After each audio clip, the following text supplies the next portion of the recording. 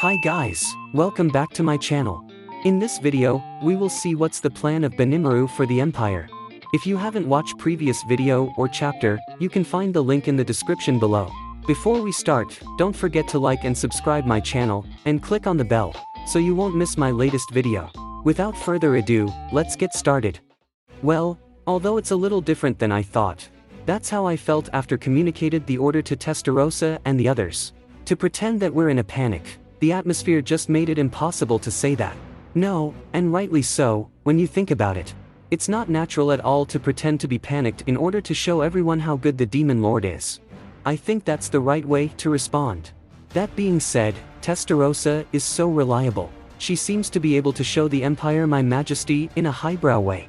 Did Testarossa mean what she just said about wiping out the Imperial army? No, how is that possible? But Testarossa is just like Diablo. Which means she's definitely a problem child, most likely serious. It seemed so horrible that it was better to stop her. Well, something had come up. This is a war, and it's not too late to wait until we've won the war before coming to observe a moment of silence for our enemies. There were also unexpected takeaways. That is, Gobta has grown.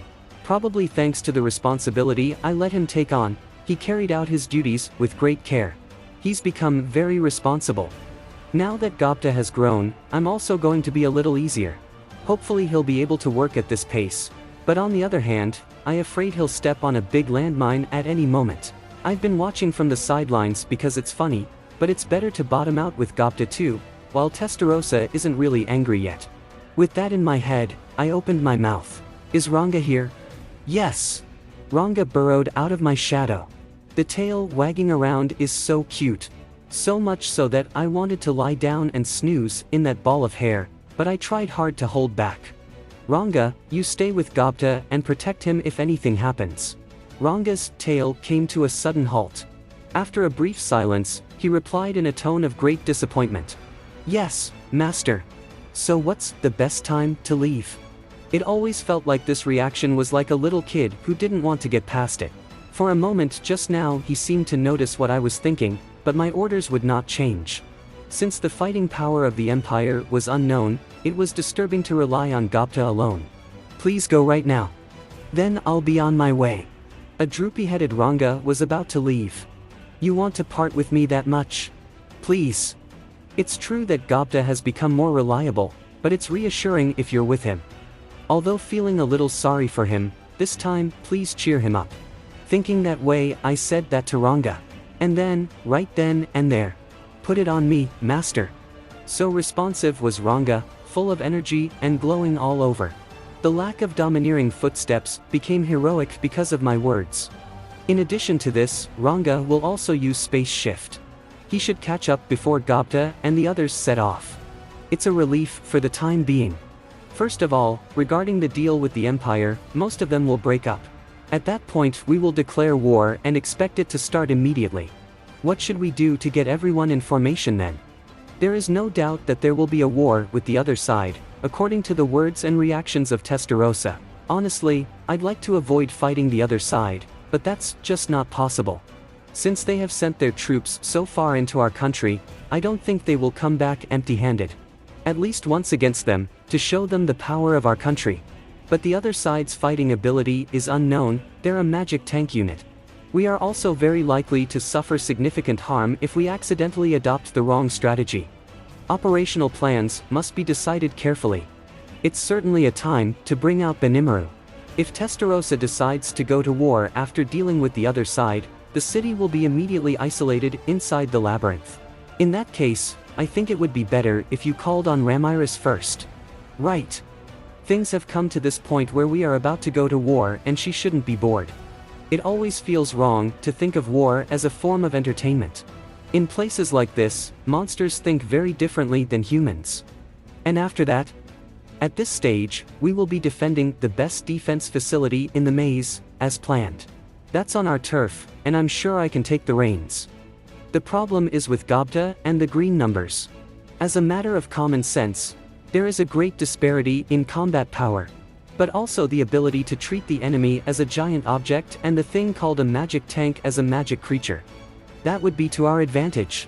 As for the accompanying supply force, It was nothing to write home about, Benimaru's confident attitude had shown that.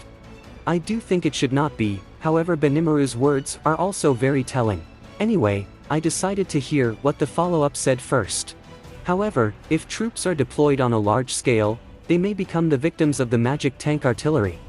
Already trying to calculate the power of the magic tank cannon based on the images known to Lord Rimuru, the green numbers should not be able to hold out. Therefore, the first one to be sent to confront the Imperial Army could only choose the Wolf Rider troops. Ha! Wouldn't that be too much of a strain? Just depends on Rider troops? Yeah. I was going to arrange it this way at first and see what happens.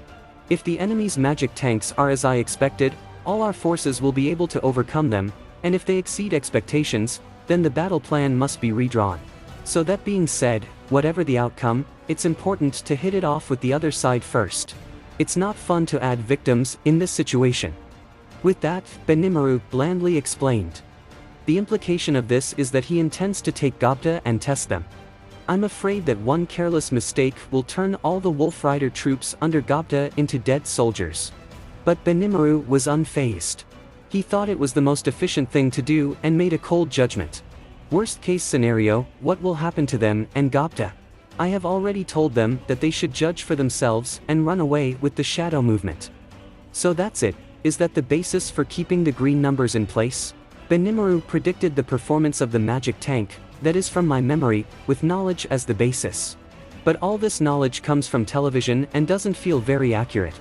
Having said that, I have the formidable companion of the King of Wisdom, Master Raphael, and although those memories are ambiguous, I think the Master should be able to calculate the specifications very correctly. Other than that, as seen so far, the shape of the Empire's magic tank has been learned. Also mastered were the caliber and full length of the magic tank gun, as well as the machine gun that looked like a secondary weapon.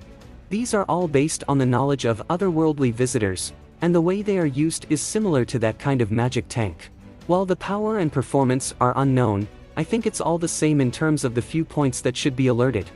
Benimaru's predictions and Master Raphael, the King of Wisdom, had turned out to be only slightly wrong, and this part of the battle plan was sure to go according to Benimaru's view. At least it would be more appropriate than what I, a layman, had in mind. Benimaru's plan is as follows. First, while the war was going on, the Goblin Riders would come together to launch a surprise attack.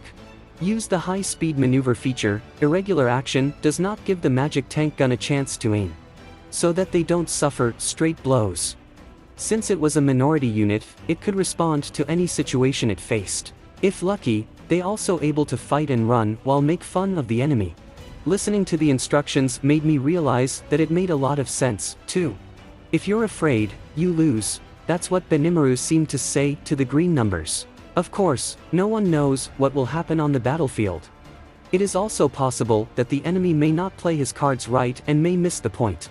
Although it is possible to guard against a direct hit without losing one's life, such a thing cannot be determined until the moment of the final showdown. So I want all of them to abide completely by one thing, and that is to withdraw immediately if anything happens. However, escape is a last resort. Let the majesty of Lord Rimuru be stained. I must not let that happen. Compared to the Empire, the Benimaru was even scarier. Don't force them. It's impossible. It is the proper etiquette that one must exert in oneself in order to achieve victory. Only to see Benimaru respond in such a way, showing a bright smile. He didn't have the slightest confusion on his face and felt handsome, but I was in a complicated mood. On the one hand, I can understand the meaning of Benimaru's words, but on the other hand, I feel like I'm saying, there's no reason to sacrifice some people for this. Actually, my prestige really doesn't matter at all. If you have the talent to protect the majesty of your country, but you have to sacrifice to protect that majesty, isn't that putting the cart before the horse? Whichever partner it is, I don't want them to get hurt. Just be prepared for the worst and be ready to teleport the 3rd Legion at any time and let them be reinforcements. If it was me going into battle myself, there would have been no such fear. I began to feel uneasy in my heart.